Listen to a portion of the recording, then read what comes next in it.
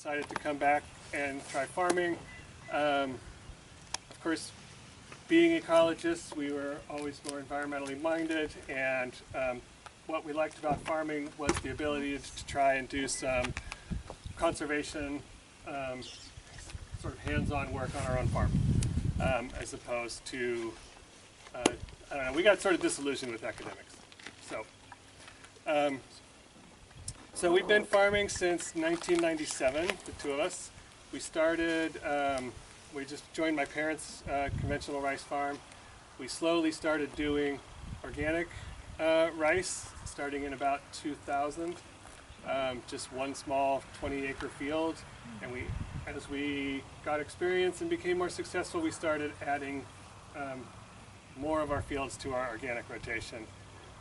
Until where we're at now, we have about 500 acres of certified organic land. Most of it's in rice. We have 30 acres of almonds, and we have 11 acres of organic mandarins, about 10 miles from here. What about the water supply for all that? Water supply for all that. So most of our water comes from the irrigation districts, so it's Sacramento River water that is supplied to us through the irrigation district canals, and so we pay them for that service. Some of our water is groundwater.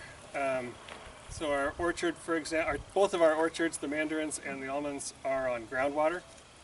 And we're lucky that we're here right next to the Sacramento River, so we have decent groundwater here. As you go that way, it gets much drier. The groundwater goes down. So, yeah, so that's where our water comes from. In 2005, we started direct marketing. We created our own brand called Massa Organics. We started direct marketing organic brown rice at farmers markets. At our peak in the farmers markets, we were doing 14 markets a week between Chico and the Bay Area. Right now, we're down to, I think, 6. Just because the logistics of doing that many markets, and some of the smaller markets just weren't worth doing. So we've contracted that, and we're expanding our online sales and our direct to restaurants and schools is our new big focus. We're getting rice into schools. So we've got our organic brown rice being served right now at Berkeley, Santa Clara Unified, Monterey County, and I'm bidding right now on Los Angeles Unified School. So Yeah. yeah. It was great to see your mandarins right before Christmas. Yeah. In the spring, when the cover crop is like this tall and very dense, and it's a mix of about 14 different species of plants. So there's grains in there. There's grains, legumes. There's mustards, and like 5 different kinds of each of those things. So in the spring, when that is grown tall and thick and heavy mat, we use this piece of equipment over here, which we can go see, a no-till drill, which pushes down the cover crop, flattens it on the ground, makes a slit through it and into the soil, and drops the rice seed directly into the soil. And then hopefully will cover it back up. And then we flood very quickly, because rice is an aquatic plant. It takes a lot of water to germinate rice. It doesn't like to just germinate on soil moisture. So we'll flood the field quickly and drain the water off so that it doesn't stay there. And the rice will come up through that little slit that you made in the weed mat in the soil. The rice will come up through that, and the cover crop plants, they've now died because they were at maturity when we planted the rice. So they go down and then they die. They give up. But they sit on top of the ground, and they're several inches thick, and it's a weed suppression mat. Wow. And it works really well, surprisingly. It's still sometimes a challenge to get enough nitrogen, but we put a lot of legumes in that cover crop, which take nitrogen out of the air and put it in the soil. That's what legumes do. And so that provides pretty much all of our fertilizer. And then in addition, sometimes we spread compost when we can afford it. What about ducks? What about ducks? What's the question? Some rice fields use ducks for, to get rid of Weed control, yeah. Yeah, right. Okay, so yeah, that's really common on smallholder farms in Asia. Yeah. Using ducks, integrating ducks with rice. We tried it about 10 years ago. We experimented with it for a couple years. It was challenging. Getting the timing right, protecting the ducks from the owls that we have, the baby ducks. We have a lot of owls. Yeah, one year we started with 200 ducks, and after a couple months we were down to like half of that. So yeah, it was hard. Predator losses were high. Yeah, and then you're dealing with managing ducks. It's fun, but it's a lot of work. So we tried it. We gave up on it. The Lopes down in Princeton are trying it again. So they came to us. They talked to us, and I hope they can make it work. So those are like white domestic ducks or whatever. To be able to slice through the cover crop and through the soil and get the seed exactly where you want it. It's got to have enough down pressure to be able to do that, and so that's why there's such large pieces of equipment. And as far as I know, we're the only ones doing this method. We're the only ones doing no-till organic rice in California. And in fact, I don't know of anybody anywhere doing no-till organic rice. Other than us. How'd you get it here? On the back of a truck. Yeah, The challenge was getting it off of the truck. Yeah. But it had to be partially disassembled to fit on the truck, because it had to be on the truck sideways, and it was just a nightmare. Oh, wow. It took us 2 days to get it off the trailer. Oh my goodness. Yeah. That would have been great if I'd had a crane. Yeah. Anyway, so one of the challenges of doing, trying new things is like we did have to invest in this. We had to take a leap of faith that this was going to work in some way. And yeah, it's been really good actually. It's been really quite How positive. long have you used it? We've had it about 5 years now. So it is, Yeah. it's working. Yeah. I just paid it off. That's how I know it's been 5 years. 5-year loan. Congratulations.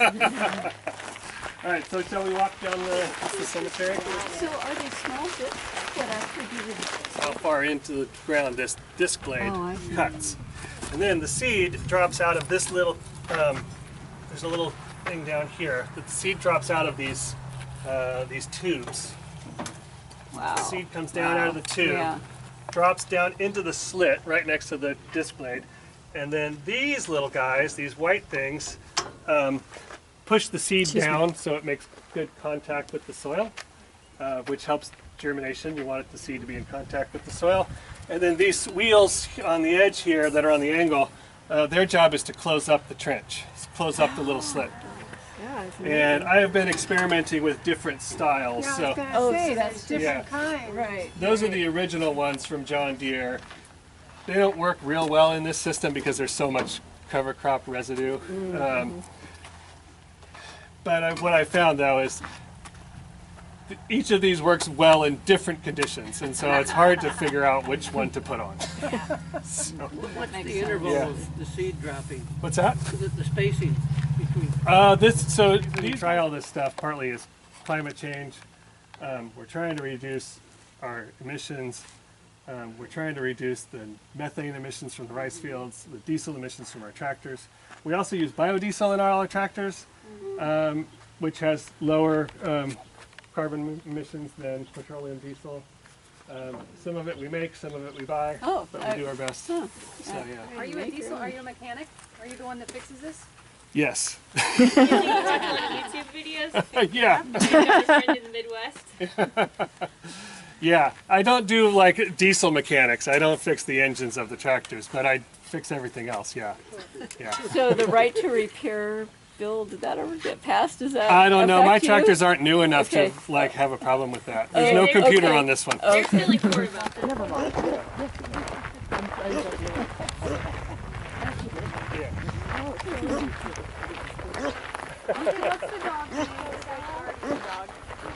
That is Django. Django. Django, come here, bud. No, he's doing his job. Those are our sheep, yeah. So, oh, wait a sec.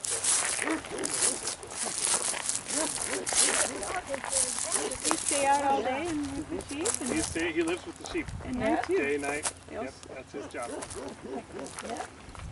Nice. What a trip. Training? Training? So, I don't know, wait a sec till everybody gets here. I don't want to say too much. I'm sure there's some birds listening.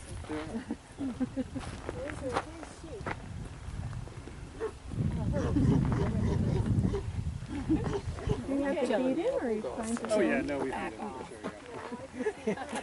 Oh, you know, he came out, he was out here all night. I don't know. They love being outside. They do. They are working dogs. They are not house pets.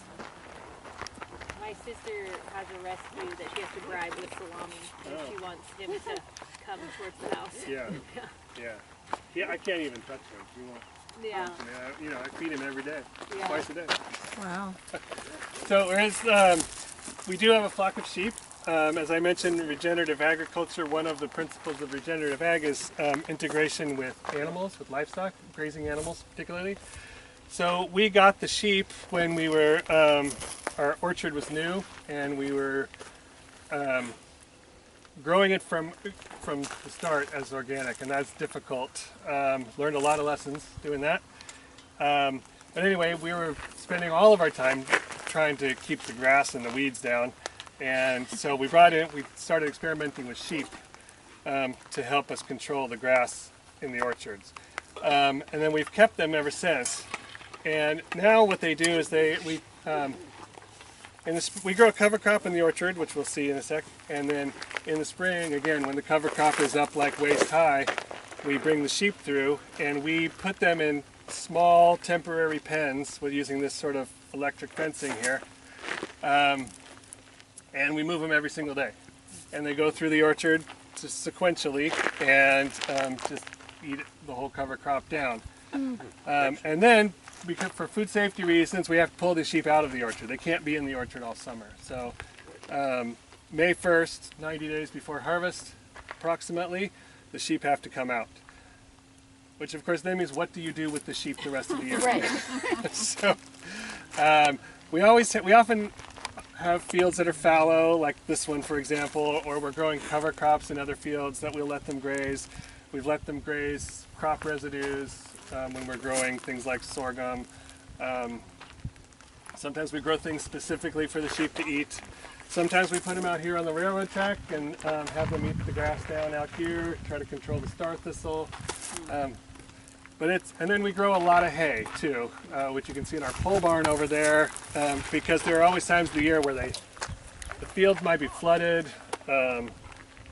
everything's flooded, and we have to confine them into a high spot and just feed them hay. So, but they do have we have a livestock guardian dog. His name is Django. The breed is, he's an Anatolian Shepherd. There are several breeds of livestock guardian dogs. They're all big white dogs. There's Maremas and Akbash, Anatolian Shepherd, Great Pyrenees, another one. They were developed, around the world, basically. They all have slightly different breeds. He's a very good dog. Stays with the sheep year-round, day and night. Protects them from the, coyotes and occasional mountain lions, and but even more than that is stray domestic dogs. That's the only time we've actually lost sheep, was a stray dog. I thought I saw 2 dogs. But out here, you can see this is a line that we planted. Here's another one. And what we've got here, these are oats. There's some wheat in here. This is a mustard, probably yellow mustard on that one. There's vetch, which is this one. It's a legume. There's a pea right here. These guys are bell beans, or what's the other name for bell bean? Fava beans, yeah. So this was a mix of about 14 different species of plants. Some of them, it comes up sort of sequentially. So the oats and vetch comes up really quickly, but there's some clovers and stuff that are in the mix, and you don't really see them until later in the spring.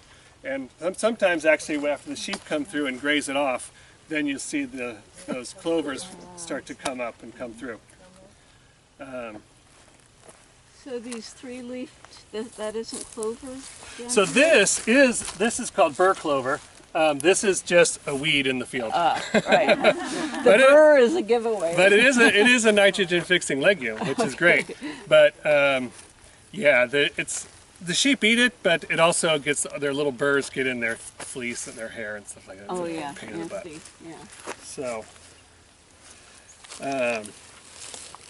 So what do you think, Fred? Well, we would knock the nuts off with poles onto the tarps. Right. And we did that because because we're organic, we don't spray the field, we're not tilling it, we don't have a solid bare dirt floor to the conventional nut farmers. They shake them onto the ground, they sweep them into a row, and then they pick them up. We don't do that. So we started with tarps, dragging the tarps from tree to tree. Works great when they're small, but it's practically impossible when the trees get bigger. Then we tried importing a machine from Spain, a nut harvester that would pull up to the tree, and it had like an upside down umbrella that would then encircle the tree, wrap around the tree, and it would shake into that, and then collect the nuts at the base, and then I was able to dump that into a trailer after it got full. That was great, but also it's really slow, and I was doing it myself, and it took with one machine, and it took me almost a month to harvest 30 acres, which is just ridiculous. So, but more recently we switched to prune harvesters. Prune harvesters are, it's basically two machines that go one on each side of the tree, and they have these big, long, like rectangular canvases that go out from the tree and up. So they pull up next to the tree on each side, they push the canvases together in the middle around the tree. One of those machines grabs the tree and shakes it. All the nuts fall onto those two machines, and then they get conveyored out to we put them in bins then. The disadvantage of doing this is that you have to have a place to dry the nuts, because almonds have to be dried before they can be hulled and shelled. So we have a space over there by our house where we keep bare dirt in the middle of the summer, so we have a place to go put the nuts and dry them out. And then we'll pick them up from there. And I hire a custom harvester to come do that with the prune shakers, and it takes them like 2 days to do the whole orchard. So it's worth every penny. I was just asking about this field here. Coyote brush, Elderberry. sagebrush, elderberry. They bring in pest control. Rhododendron, flannel bush. Hedgerow. Anyway, there's about 10 different species of native plants in that row right there.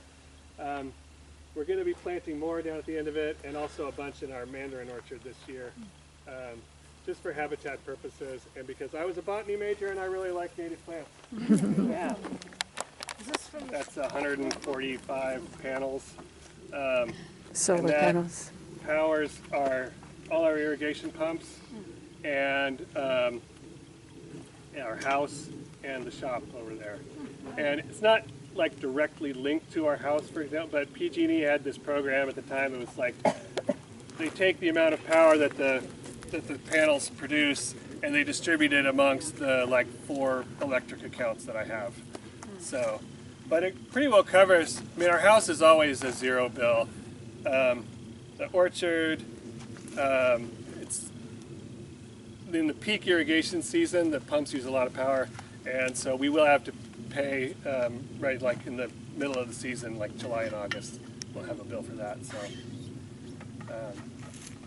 yeah, bad nuts, you know, that are insect damaged or broken or whatever. So we actually have a it's called a color sorter. It's a machine that drops the, what's that? They do coffee that way. Yes, they do all sorts of crops. It's a machine, it sends the nuts down a sort of a chute, and then there's 8 different cameras, one of which is infrared, and they examine every nut as it goes by at great speed. And if it sees something wrong with a nut, it sends a puff of air and shoots it out of the stream, kicks it out. It's amazing, it really is amazing. And so then it goes out into 2 streams. You've got like your good nuts and you've got all the everything else. And then I can resort everything else into like just broken nuts or trash. And so I'll sort everything a couple times and then send them off to Macy Jane's for roasting. Yeah, it's nice to have those, you know, those guys. They're really good at what they do, and I don't want to do it, so. Perfect, but it's yummy. Yeah. Are you still doing it under your label? Yeah. It's all under our label. They label it for us, and everything. They pack it and label it. It's all our nuts, and it's definitely our nuts that go into our butter. They have their own line. They do nuts for lots of other people, but when they do ours, it's our nuts. 15, 20 years ago, this was completely just the river washing straight up against this bank here, and the river is shifting that way, and this area is sort of vegetating in behind it. Unfortunately, a lot of it's the arundo, which is invasive and not native, or the blackberries. But there's also a lot of sycamores and stuff getting started in there, and the willows. So I like to see that, and it has stabilized this bank quite a lot. So. This is a very large bend in the river. I'm sure eventually it's going to cut straight across over there. I think across the river, I'm pretty sure it's Llano Seco, but I'm not totally sure. But there's cows out there. And, It's probably M&T Ranch. oh, okay. Do they have cows? Yeah, they'll run out, but they all take us more from the road down. Oh, yeah, that's right. They start on the other end of the river at a certain rate because of the amount of water they use. Almonds, walnuts, any other crop is going to have a different amount to pay. If you lose less water, you're paying less money. That's how it's always been. Now they're starting to meter everybody. Everybody's going to have a meter on their gate, so they'll be able to measure exactly how much water you're taking. So before it was you have this many acres of walnuts, therefore your number should be X, that's what you get allocated, and Exactly. they trusted that you did it. Yeah, but you don't really, nobody has a system on their trees or their system to measure exactly if they're using, how much they're using, really. But if you So. if you were trying to take measures to conserve water, you weren't necessarily getting any benefit for it. Correct, you're You still were just paying gonna the pay full that amount, yeah. rate, yeah. So it actually, for people who are doing a better job of conservation, yeah, it would be better for them if it was metered. So the grant that we got for the sprinkler system we're going to put in this year, part of that grant is also for soil and moisture monitoring equipment, so that we're not over or under irrigating our trees. And there'll be a weather station associated with it, so we'll be able to measure, what the trees are losing probably from the warmer, colder conditions, plus what the soil moisture is in the ground. So that will help us a lot, because right now it's sort of a guessing game. Yeah, right. Yeah. I'm sorry?